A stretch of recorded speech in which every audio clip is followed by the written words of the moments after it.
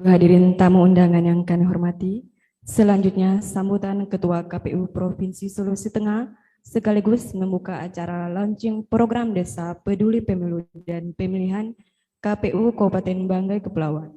Yang kami hormati Bapak Dr. Saharan Raden, SAG, SHMH, disilakan.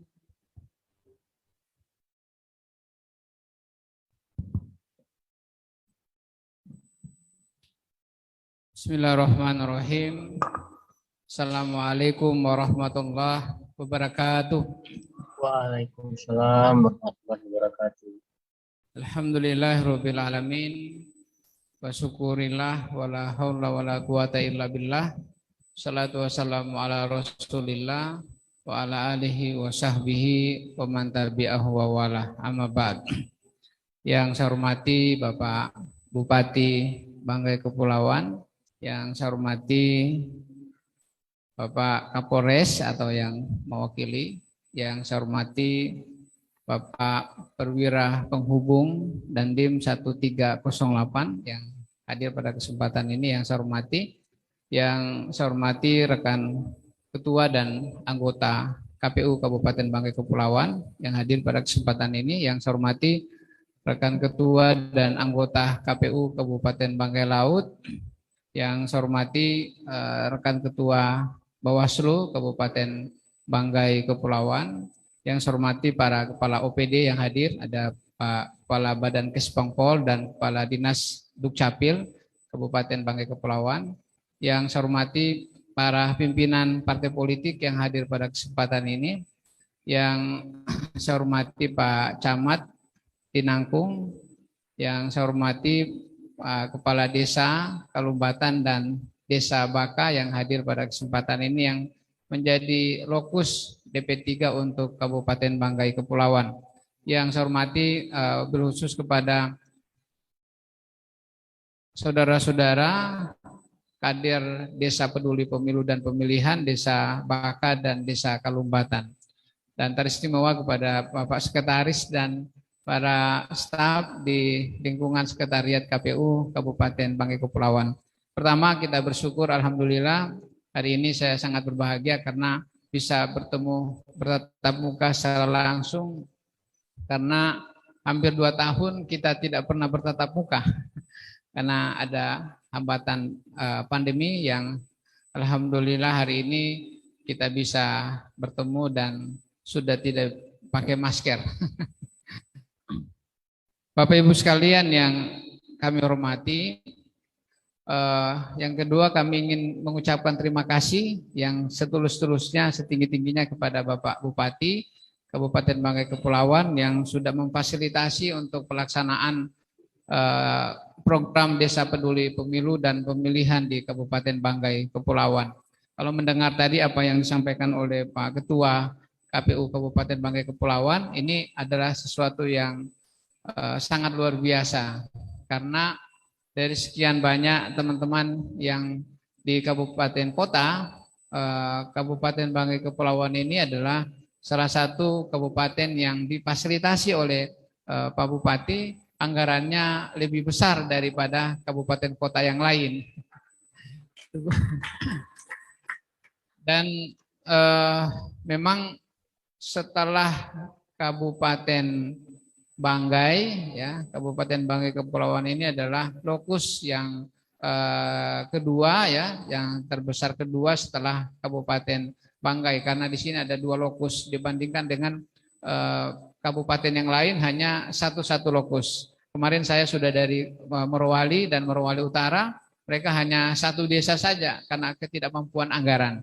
Alhamdulillah di sini di Kabupaten Banggai Kepulauan mendapatkan 2 desa sekaligus, dan ini adalah partisipasi dan dukungan yang aktif dari pemerintah daerah Kabupaten Banggai Kepulauan.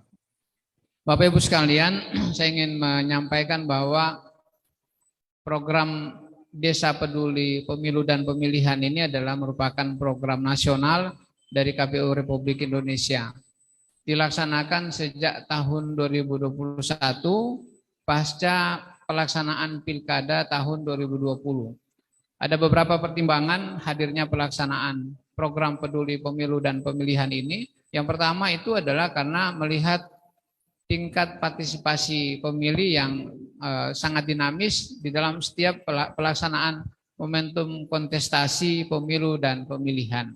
Di Sulawesi Tengah saja terjadi dinamika yang sangat luar biasa tingkat partisipasinya. Sejak kami bergabung di KPU Provinsi sejak pemilu 2014 itu terjadi dinamika partisipasi. Jadi kadang di pemilu 2014 itu tingkat partisipasi pemilih untuk pemilihan DPR, DPD dan DPRD itu hanya mencapai 74%. Di pemilu presiden dan wakil presiden tahun 2014 itu mencapai 78%. Jadi hanya naik karena waktu itu pelaksanaan pemilu legislatif dan pemilu eksekutif itu dipisahkan. Jadi 3 bulan setelah pemilu DPR itu baru dilaksanakan pemilu presiden dan wakil presiden.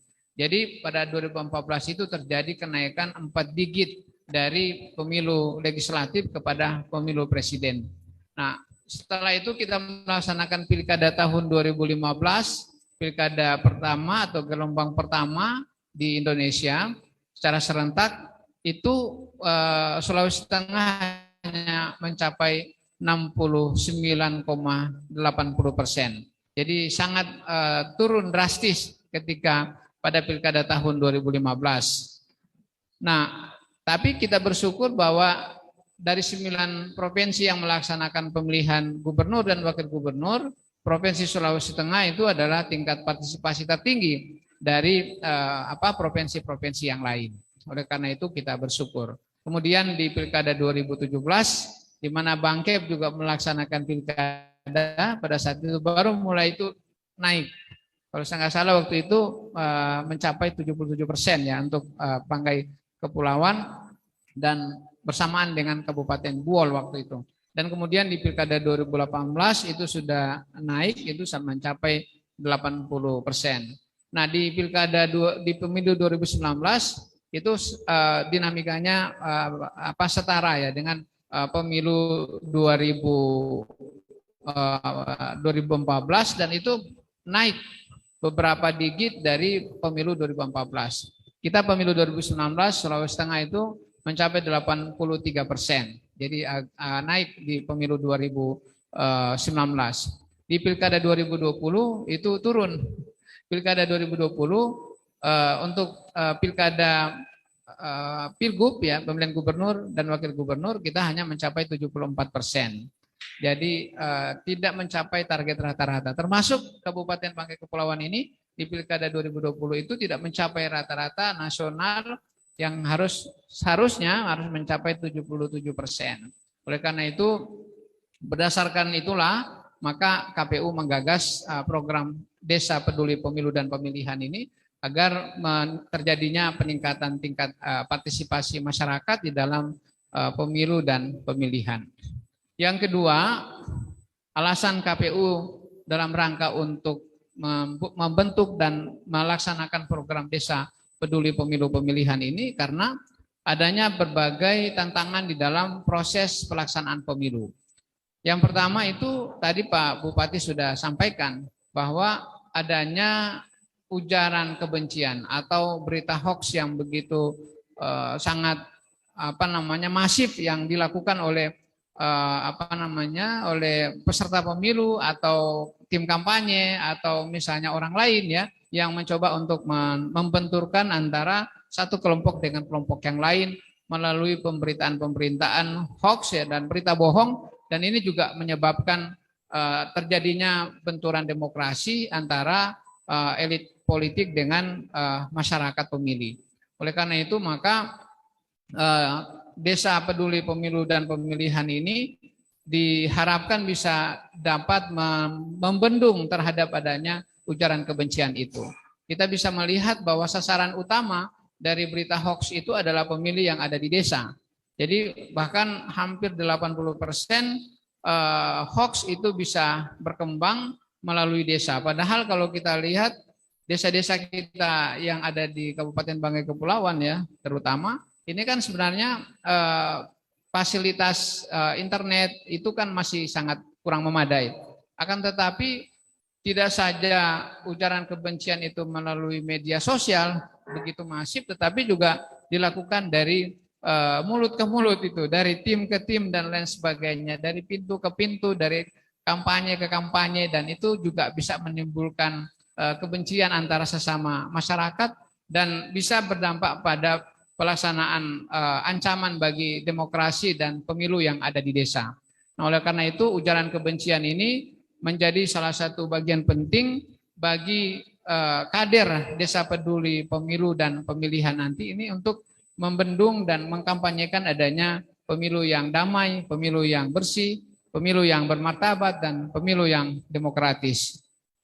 Yang berikutnya, tantangan yang kita hadapi itu adalah sebagaimana tadi juga sudah disampaikan, itu adalah penggunaan identitas politik ya, politik identitas. Ini politik identitas juga akan tentu saja bisa mengarah kepada ancaman disintegrasi bagi masyarakat itu. Jadi bukan hanya disintegrasi bangsa, tetapi disintegrasi antar kelompok masyarakat yang ada di di satu daerah pemilihan itu.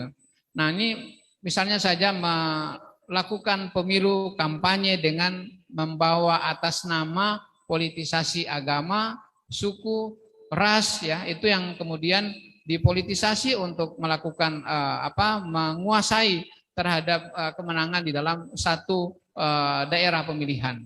Oleh karena itu memang ini sangat penting bagi kita, bagi KPU, dan sebenarnya bukan hanya KPU tapi seluruh masyarakat, terutama masyarakat civil society, untuk bisa bersama-sama membendung dan mengkampanyekan terhadap bagaimana kita memilih tidak hanya berdasarkan identitas keagamaan, identitas suku, identitas kedaerahan, tetapi yang lebih penting itu adalah bagaimana kita memilih secara universal agar bisa memenuhi standar-standar pemilihan yang demokratis.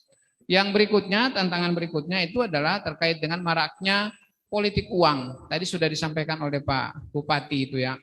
Saya teringat di Pilkada 2017 yang lalu, salah satu kasus sengketa yang masuk ke Bawaslu Provinsi Sulawesi Tengah itu adalah adanya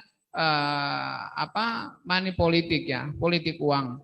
Dan itu sebenarnya karena Bawaslu juga tidak menemukan bahwa terjadinya TSM ya, terstruktur, sistematis dan masif. Kalau dari sisi sistematis dan masif tentu ada putusan Bawaslu yang menyatakan bahwa itu secara terbukti. Tetapi secara terstruktur itu tidak bisa dibuktikan. Nah, oleh karena itu membuktikan bahwa KPU di dalam berbagai riset hasil dari pasca pemilu dan melakukan evaluasi, baik itu juga dari Bawaslu, bahwa maraknya politik uang ini sudah menjadi budaya politik kita. Sudah menjadi budaya politik. Dan sebenarnya politik uang ini bisa menjadi ancaman bagi pemerintahan daerah yang terpilih ke depan. Nah, oleh karena itu misalnya kasus-kasus yang berkaitan dengan pasca pilkada dan pasca pemilu terhadap beberapa kepala daerah misalnya yang ditangkap dan lain sebagainya, itu adalah buah dari adanya politik uang. Nah, itu misalnya saja riset dari Komisi Pemberantasan Korupsi yang menyatakan bahwa hampir 80% bahwa terjadinya transaksi politik tinggi itu ya, biaya tinggi itu karena memang berasal dari pada saat momentum pemilu dan pilkada. Nah, oleh karena itu politik uang ini memang susah untuk diselesaikan ya, diselesaikan. Meskipun itu sudah diatur di dalam undang-undang pemilu menyebutkan bahwa ini adalah merupakan tindak pidana pemilu, kejahatan politik. Nah, oleh karena itu kalau ini bisa menjadi budaya secara terus-menerus di dalam berpolitik, maka ini akan bisa menjadi ancaman bagi politik yang bersih ya, pemilu yang kontestasinya bisa dijalankan secara demokratis dan adil. Nah, ini keadilan pemilu sebenarnya salah satunya itu adalah bagaimana kita menegakkan hukum pemilu ini secara baik. Bapak Ibu sekalian, tentu Desa Peduli Pemilu dan Pemilihan ini tidak saja menangani atau menghadapi ancaman-ancaman dan tantangan pemilu seperti itu, tetapi yang lebih penting ini adalah tugas KPU sebagai penyelenggara pemilu untuk melakukan civic education, jadi pendidikan pemilih. Pendidikan pemilih ini menjadi sangat penting, bagaimana kita terus menginformasikan kepada masyarakat berkaitan dengan literasi kepemiluan, informasi pemilu. Nanti di dalam berbagai materi nanti saudara-saudara kader Desa Peduli Pemilu dan Pemilihan ini akan diberikan berbagai macam tema-tema materi, misalnya berkaitan dengan pentingnya demokrasi dan pemilu serta partisipasi masyarakat. Yang kedua, nanti akan diberikan materi-materi yang berkaitan dengan money politik, ya, politik uang, ya, bagaimana peran KPU dalam penyelenggaraan pelaksanaan teknis kepemiluan, itu semua menjadi bahan bagi Bapak Ibu sekalian sebagai kader Desa Peduli Pemilu dan Pemilihan ini, menjadi bahan untuk melakukan sosialisasi dan pendidikan pemilih. Yang terakhir Bapak Ibu sekalian, saya ingin mengkhususkan kepada sahabat-sahabat dari kader Desa Peduli Pemilu dan Pemilihan ini yang baru dikukuhkan tadi. Bapak Ibu sekalian tidak bisa, atau sahabat-sahabat atau saudara-saudara sekalian tidak bisa hanya melihat bahwa tugas dari teman-teman semua ini adalah melakukan pendidikan pemilih. Tetapi yang sangat penting bahwa ini nanti kita akan menghadapi pemilu tahun 2024. Salah satu kebutuhan bagi KPU itu adalah rekrutmen menjadi penyelenggara ad hoc. Ya. Rekrutmen menjadi penyelenggara ad hoc. Dari pemilu ke pemilu, salah satu tantangan kita itu adalah rendahnya minat masyarakat untuk menjadi penyelenggara ad hoc. Menjadi PPK, menjadi PPS, dan menjadi KPPS. Di latar belakangnya oleh berbagai macam kasus, misalnya mungkin karena honornya rendah itu ya, honornya rendah, kemudian sudah ada yang 2 periode dan lain sebagainya. Maka desa atau kader Desa Peduli Pemilu dan Pemilihan ini hadir agar mendidik bagi saudara-saudara sekalian untuk siap menjadi penyelenggara ad hoc di pemilu tahun 2024. Nah, itu output yang bisa kita rasakan nanti ya. Jadi kalau misalnya kan di penyelenggara ad hoc itu ada PPK, ada PPS, dan ada KPPS. Saya sudah bilang juga kepada teman-teman KPU kabupaten yang lain, khusus untuk kader Desa Peduli Pemilu dan Pemilihan ini, nanti kalau mereka nanti ikut seleksi dalam rangka untuk menjadi PPK, menjadi PPS dan KPPS, maka mereka ini diprioritaskan untuk menjadi penyelenggara ad hoc. Alasan kami sangat sederhana saja, karena Bapak Ibu sekalian sudah menerima ilmu dari KPU itu ya, sudah menerima ilmu dari KPU, dan beberapa bulan ini nanti mewakili KPU untuk ikut bersosialisasi dan melakukan pendidikan pemilih di masyarakat. Maka dengan demikian Anda semua bisa ikut serta menjadi penyelenggara ad hoc. Tidak saja itu, di sini ada hadir Ketua Bawaslu. Jadi kalau perlu kita merekomendasikan kepada Ketua Bawaslu agar memperhatikan dari kader Desa Peduli Pemilu dan Pemilihan ini untuk menjadi panwascam. Menjadi panwascam, menjadi pengawas desa, dan menjadi pengawas TPS. Kalau 3 penyelenggara atau 2 kelembagaan ini dari KPU dan Bawaslu sama-sama merekrut Bapak Ibu sekalian, maka semuanya sudah menjadi penyelenggara ad hoc di pemilu 2024 itu. Jadi ini satu kebahagiaan. Kalau misalnya nanti alasannya karena honornya tidak cukup misalnya untuk menjadi penyelenggara ad hoc, ada informasi yang disampaikan oleh KPU beberapa hari yang lalu ya, diberitakan bahwa KPU akan menaikkan honor penyelenggara ad hoc itu menjadi 3 kali lipat. Nah ini agar supaya, karena kerja dari penyelenggara badan ad hoc ini PPK, PPS, dan KPPS ini sangat berat. Saya selalu bilang bahwa PPK, PPS, dan KPPS itu menjadi lokomotif yang terdepan dalam rangka penyelenggaraan pemilu dan pemilihan. Jadi kalau KPU kabupaten tidak akan bisa bergerak dengan baik kalau tidak dibantu oleh PPK, PPS, dan KPPS. Maka mereka ini karena kerjanya juga sama dengan KPU, full time ya, bekerja penuh waktu, maka seharusnya kesejahteraan mereka juga harus ditingkatkan. Saya dalam berbagai rakor di Jakarta selalu saya sampaikan agar salah satu yang menjadi hambatan ini adalah terkait dengan kesejahteraan dari PPK, PPS, dan KPPS. Semoga nanti di pemilu 2024 rencana dan program KPU untuk menaikkan honorarium bagi PPK, PPS, dan KPPS ini akan bisa diwujudkan dan akan bisa disetujui oleh Kementerian Keuangan Republik Indonesia. Itu kira-kira yang kami sampaikan. Saya mengucapkan selamat kepada Bapak Ibu, saudara-saudara yang sudah dikukuhkan untuk menjadi kader Desa Peduli Pemilu dan Pemilihan. Semoga selamat bergabung dengan KPU dan kita ikut serta di dalam pelaksanaan tugas-tugas sosialisasi dan pendidikan pemilih. Dengan mengucapkan Bismillahirrahmanirrahim, bimbingan teknis program Desa Peduli Pemilu dan Pemilihan KPU Kabupaten Banggai Kepulauan saya nyatakan dibuka secara resmi.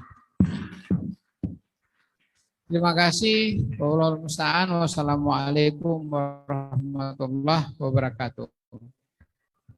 Dilanjutkan dengan pemukulan gong sebagai tanda telah dibukanya launching program Desa Peduli Pemilu dan Pemilihan. Yang kami hormati Ketua KPU Provinsi Sulawesi Tengah, Bupati Banggai Kepulauan, Ketua KPU Kabupaten Banggai Kepulauan, Ketua Bawaslu Kabupaten Banggai Kepulauan, Kapolres Banggai Kepulauan, beserta Pabung 1308 Luk Banggai.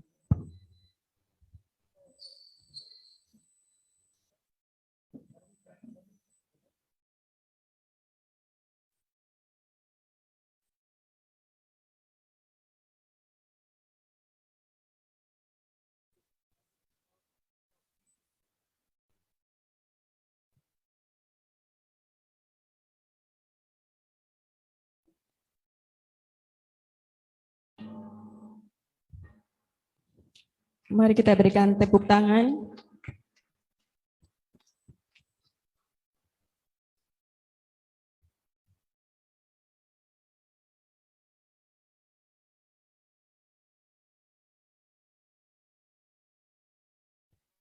Kami persilakan untuk duduk kembali.